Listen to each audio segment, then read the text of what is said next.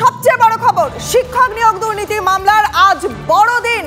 আজ এসএসসি মামলার রায় ঘোষণা, একসঙ্গে ৩৫০টি মামলার রায় ঘোষণা করবে বিচারপতি দেবাংশু বসাকের ডিভিশন বেঞ্চ। আমাদের প্রতিনিধি সোমা রয়েছে আমাদের সঙ্গে। সোমা, এই যে এতদিন ধরে ধর্ণা চলছে চাকরির জন্য, চাকরি প্রার্থীরা কি তাদের চাকরির এই আশা পূরণ করতে পারবে এবার? হ্যাঁ দেখো, সেটাই কিন্তু এখন দেখার বিষয়।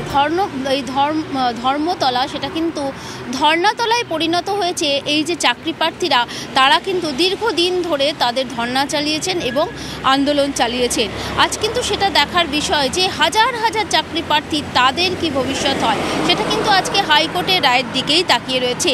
এবং যারা চাকরি প্রার্থীরা রয়েছেন তারা কিন্তু বলছেন তারা ন্যায্য চাকরি প্রার্থী এবং তারা ন্যায্য চাকরির হকদার। ফলে তারা কিন্তু আশা করছেন যে হাইকোর্টে তারা কিন্তু আজকে সুবিচার পাবে। অন্যদিকে বলে রাখি, আজ হাইকোর্ট কি রায় দেয় সেদিকে কিন্তু অবশ্যই নজর থাকবে। তবে দেখো, যে নিয়োগ দুর্নীতি নিয়ে এত কিছু হয়ে গেল, সেই নিয়োগ দুর্নীতি থেকে এসএসসি যে সমস্ত চাকরি প্রার্থীরা রাস্তায় বসে আছেন এবং যারা অন্যায্যভাবে চাকরি পেয়েছে, যদি আজকে তাদের চাকরি যায় তাহলে কিন্তু সেই চাকরির তালিকা, অর্থাৎ সেই যে লিস্টটা কিন্তু অনেকটাই বড় হবে। তার কারণ হচ্ছে ওএমআর শিট জালিয়াতি করে 4000-এরও বেশি চাকরি প্রার্থী তাদের চাকরি যেতে পারে।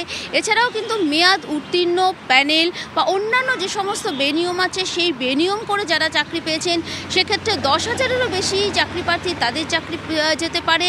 এবং অন্যান্য ক্ষেত্রে বিভিন্নভাবে যারা বেআইনিভাবে চাকরি পেয়েছেন সেই সংখ্যাটা কিন্তু 25,000-এরও বেশি।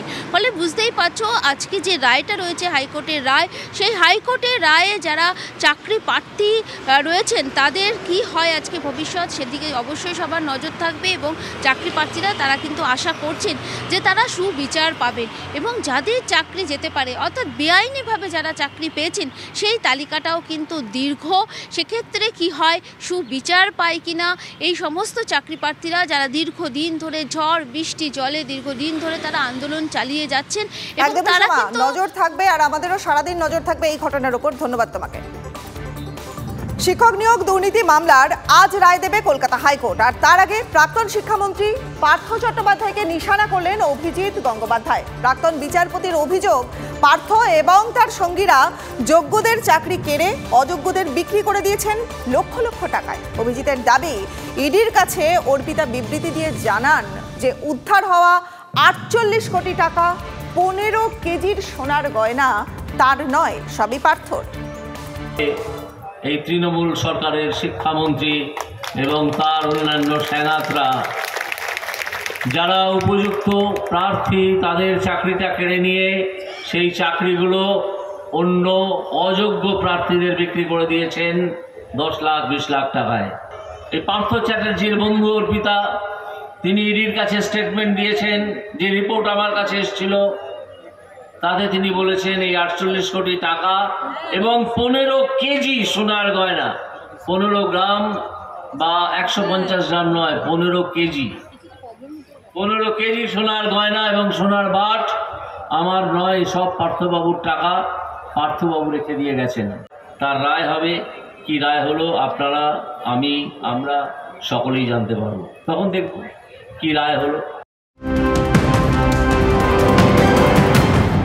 আজকের আরও একটা গুরুত্বপূর্ণ আপডেট, মুর্শিদাবাদে ভোট অশান্তির তদন্ত করবে রাজ্য সিআইডি। অশান্তির ঘটনায় 13টি এফআইআর দায়ের, বিশেষ নজর শক্তিপুরে। গত বুধবার দফায় দফায় উত্তপ্ত হয়ে ওঠে বেলডাঙ্গা ও শক্তিপুর।